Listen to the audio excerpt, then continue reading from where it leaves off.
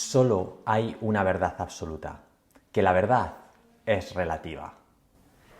Parece que una constante que se ve en los foros y redes sociales y que no es más que un reflejo de lo que se habla en encuentros, escuelas y parques, es que parece haber un sentimiento generalizado de que si no llevas el escudo adecuado en tu camiseta, tu tai chi no es el correcto. A muy pocos grandes referentes he oído decir abiertamente: así es como yo hago esto por estos motivos. Pero otras formas también son correctas porque se basan en esta idea o en esta otra. Buenas, soy Javier Arnanz y en este vídeo quiero contarte mi visión personal sobre la práctica del Tai Chi. ¿Qué es lo que busco obtener y qué es, en mi opinión, lo más importante? Estos son los valores que rigen mi entrenamiento y los que procuro compartir con mis alumnos en mis clases. Es lo que podríamos llamar mi manifiesto para la práctica del Tai Chi.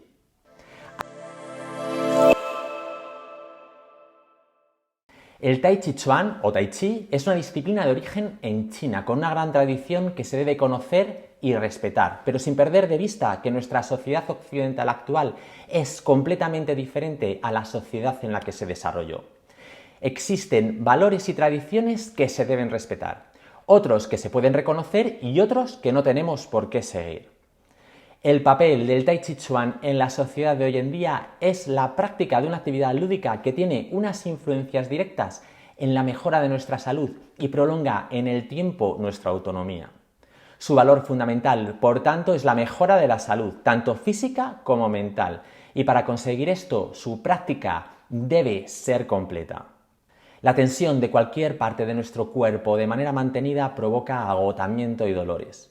El Tai Chi nos permite aprender a tomar conciencia de nuestra estructura corporal y con ello podemos conseguir su principal herramienta: aprender a movernos desde una estructura relajada y conectada que soporta las cargas propias del cuerpo y las externas. En el Tai Chi existen unos principios básicos esenciales que deben existir siempre, basados en la estructura y la conexión, y elementos que pueden variar en función de la intención o la aplicación de los movimientos. Estos son las bases de las variaciones estilísticas. Cada variante debe experimentarse como una exploración de diferentes elementos, no como verdades absolutas inamovibles. No vale decir que lo que hace otra escuela está mal porque la mía lo hace de otra manera o porque mi maestro dice que es así. Debe haber razones que lo justifiquen y al final, si las dos versiones funcionan, ambas son igualmente correctas, lleves el escudo adecuado oficial en la camiseta o no. El fanatismo en el movimiento lleva a la desaparición del arte y a la limitación de los beneficios que podemos obtener en la práctica.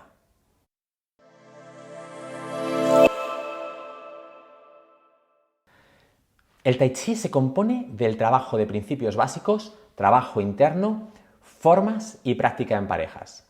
Puede que el practicante tenga preferencias por alguna de las partes en concreto, pero eso no significa que se deba dejar algo de lado.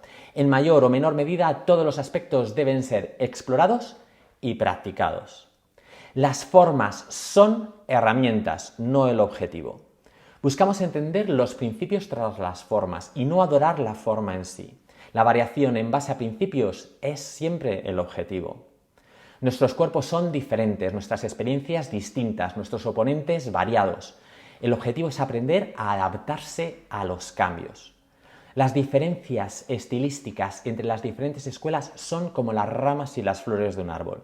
Es lo que se ve y lo que llama la atención, pero lo importante son el tronco y las raíces. Las formas estandarizadas son herramientas útiles como punto de partida o en situaciones como una competición, donde buscamos ver la ejecución de unas mismas técnicas por diferentes participantes.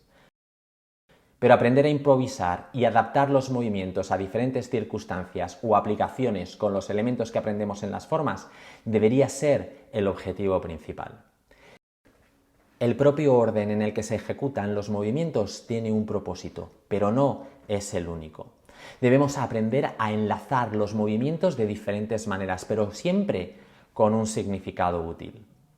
El entrenamiento, tanto en práctica individual como con compañero, debería ser 50% de trabajo formal y un 50% de trabajo de improvisación y adaptación. El Tai Chi trata de unificar el cuerpo y la mente. Esto no nos hace solo más eficientes en cualquier actividad de nuestra vida diaria, sino que también tiene un valor intrínseco para otras disciplinas deportivas o marciales. El Tai Chi es un arte marcial. Buscamos aprender principios marciales, pero debemos ser conscientes de que no practicamos como artistas marciales. Nuestro objetivo principal es la salud y el ocio. Compartimos conocimientos y objetivos y algunos de los métodos de trabajo marcial, pero nos falta la parte del entrenamiento e intensidad fundamental para poder utilizarlo de manera eficiente en una situación real que implique una amenaza para la integridad física. Las habilidades que desarrollamos son para hacernos más eficientes en nuestra vida diaria, mejorar nuestra capacidad de movernos en el espacio y utilizar nuestro cuerpo de manera más eficiente.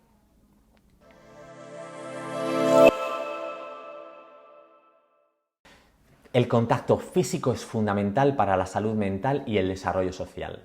En el Tai Chi tenemos el trabajo de parejas, que resulta inseparable del trabajo individual. En el trabajo con compañeros nos permite desarrollarnos socialmente en un contexto recreativo, mejorar nuestras habilidades sociales y psicológicas y desarrollar la autoconfianza, habilidades de comunicación y asertividad. Practicamos principios marciales con un componente lúdico. Por eso es válido para todo el mundo, independientemente de su condición física y experiencia marcial. Los compañeros de entrenamiento son necesarios para nuestro desarrollo. Debemos siempre cuidarlos y agradecer su ayuda, ya que gracias a ellos podemos avanzar en nuestro desarrollo. La diferencia de nivel entre compañeros de práctica nunca debe ser un problema.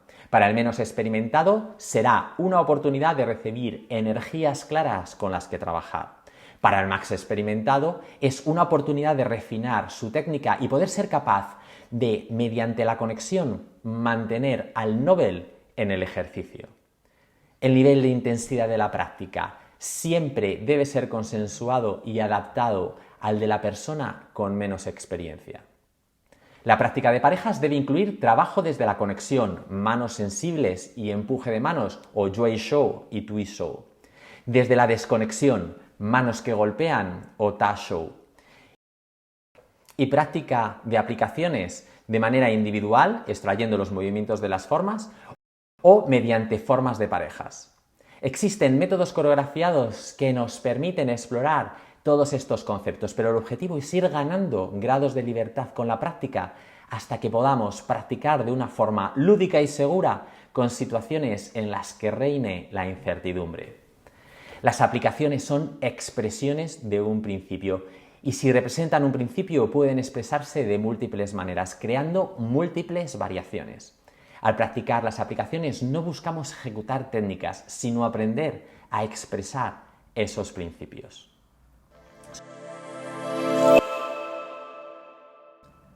La práctica del Tai Chi Chuan requiere realizar un trabajo interno que se desarrolla mediante ejercicios específicos que generalmente se conocen como Neigong o trabajo interno, aunque generalmente se utiliza el término Qigong o trabajo con energía. Pero no todas las rutinas de Qigong están dirigidas a mejorar la práctica del Tai Chi Chuan de manera específica. De hecho, no es específicamente el concepto de energía del Qigong de salud lo que practicamos en Tai Chi, sino lo que se denomina energía cinética, que tiene que ver más con conexiones que se establecen dentro del cuerpo entre sus diferentes partes. Por supuesto, la práctica del Qigong para la salud va a ayudar con ciertos elementos como desarrollar coordinaciones y control respiratorio, mejorar el estado de salud general y desarrollar propiocepción, que será útil en la práctica del Tai Chi Chuan. Mi práctica de Qigong de salud está completamente influenciada por mi experiencia con el trabajo interno del Tai Chi Chuan y todos esos conocimientos afectan a mi manera de practicar y enseñar el Qigong. Los principios, por tanto, que rigen mi práctica del Qigong son exactamente los mismos que los que busco en mi práctica del Tai Chi. De estos principios, los más importantes son las posturas de encaje y la expresión energética mediante las cadenas correctas que se realizan a través de las 3 armonías externas y las 3 armonías internas. Una vez más, las formas estandarizadas en Qigong pueden ser un buen punto de partida, pero la personalización de la práctica en función del individuo, siguiendo los principios básicos, es la clave.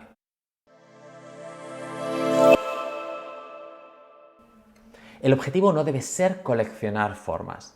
Debemos aprender las formas que nos aporten realmente algo.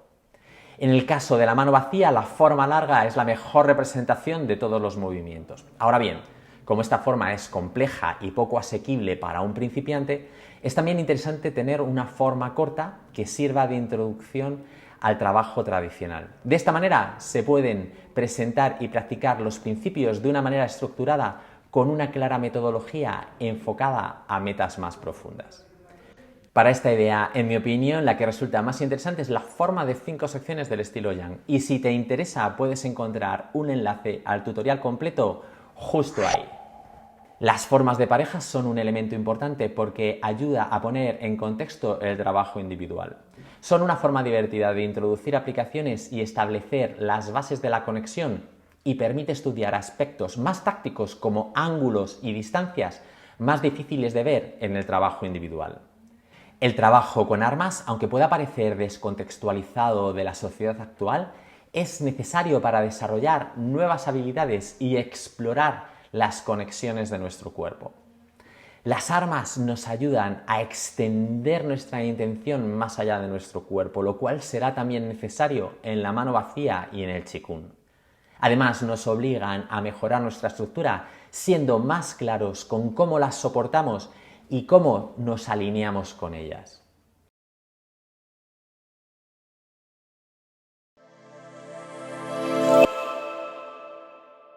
Aprender no es lo mismo que practicar. A clase se viene a aprender, se practica fuera de clase.